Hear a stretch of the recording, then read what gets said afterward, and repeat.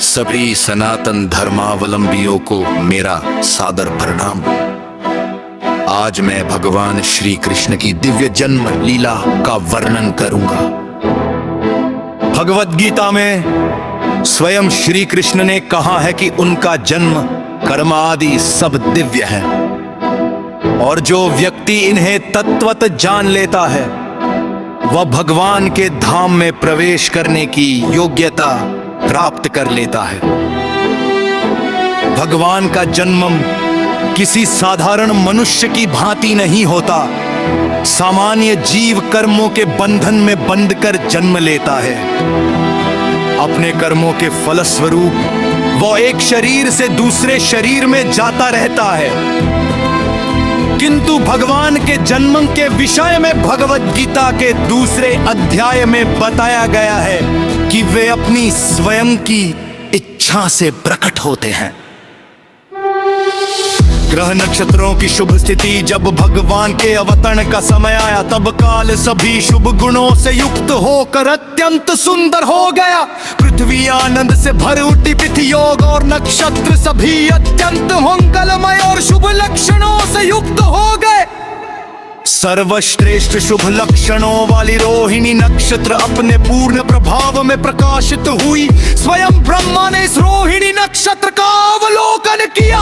ज्योतिष शास्त्र के अनुसार केवल नक्षत्र ही नहीं बल्कि विभिन्न ग्रहों की स्थिति और प्रभाव भी शुभ तथा शुभ योगों का निर्धारण करते हैं। श्री कृष्ण के जन्म के समय सभी ग्रह अत्यंत शुभ स्थिति में स्थित होकर मंगलमय संकेत प्रदान कर रहे थे। उस समय दसों दिशाएं शांति और समृद्धि से परिपूर्ण हो गई। शुभ नक्षत्र आकाश में सुशोभित होने लगे। नगर, ग्राम, गोचर भूमि तथा सभी लोगों के हृदयों में शुभ संकेत दिखाई देने लगे। नदियां जल से परिपूर्ण होकर बहने लगी और सरोवर खिले हुए कमलों से शोभायमान हो उठे।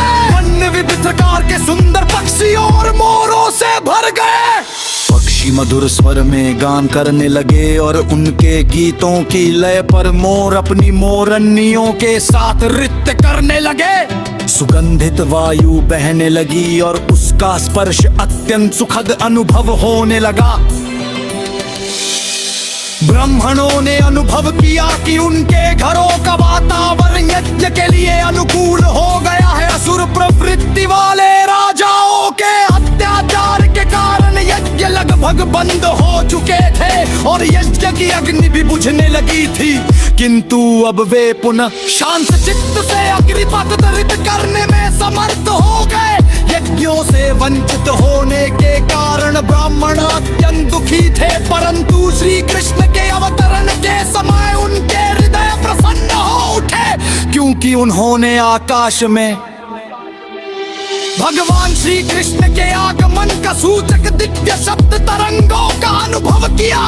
गंधर्व और किन्नर मधुर गीत गाने लगे तथा सिद्ध और चार भगवान की महिमा का गान करते हुए उनकी स्तुति करने लगे।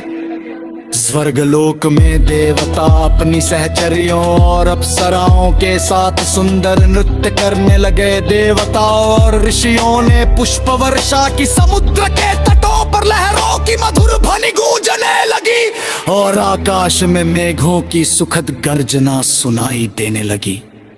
भगवान श्री कृष्ण का चतुर्भुज रूप में प्राकट्य। तब भगवान विष्णु, जो सभी के हृदय में विराजमान है, रात्रि के गहन अंधकार में परमेश्वर के रूप में देवकी के समक्ष प्रकट हुए। जिस प्रकार पूर्ण चंद्रमा पूर्व दिशा में उदित होता है, उसी प्रकार परम भगवान प्रकट हुए। कोई प्रश्न कर सकता है कि श्री कृष्ण का त्राकट्य अष्टमी तिथि को हुआ था, तो पूर्ण चंद्र का उदय कैसे हुआ? इसका उत्तर यह है कि श्री कृष्ण चंद्रवंश में अवतरित हुए थे, इसलिए उस रात्रि में चंद्रमा पूर्ण होते हुए भी भगवान के आगमन की प्रसन्नता में मानो पूर्ण होगा। क्षमालित्य नाम तिक्रूक शंख में पतवान के त्राकट्य के समाक्रम सकद्रव की स्थिति के अत्यंत सुंदर वर्णन किया गया है। भाई सत्य के आगे हटे उस स्वरूप में जन्म ले सामने बैठा के वह अद्भुत बालक चतुर्भुज रूप में प्रकट हुआ है। उसके चारों भागों पे शंख चक्रगदा और परम सुशोभित थे उसके रक्षस्तर कर्षी वत्स कपिर्न का दंत में कास्कवमनता हाय शोभायमान था। इसने की ब्राह्मण पारण किया वो आता, उस तो शरीर में मुनेब के समान श्याम। उसके मस्तक पर वौगूय मरियों से चरा मुकुट शोक तखार विरत प्रकार के तह मूल्य रत्नों से अलंकृत आभूषण उसके दिव्य शरीर और सुशोभित कर रहे थे। उसके सिर पर सुंदर घुंघराले काले केश लहरा रहे थे। उस अद्भुत कालक पोते कर वसुते व पत्यंत आश्चर्यचकित हो गए वे सूझने लगती अगला मुझे विशेष प्रकार दिव्या दूषणों से कैसे सुसज्जित हो सकता है। तब वे समझ गए कि स्वयं श्री कृष्ण उनके पत्थर रूप में अवतरते हुए हालत थे अत्यंत आनंदित उठे। वसुदेव सोच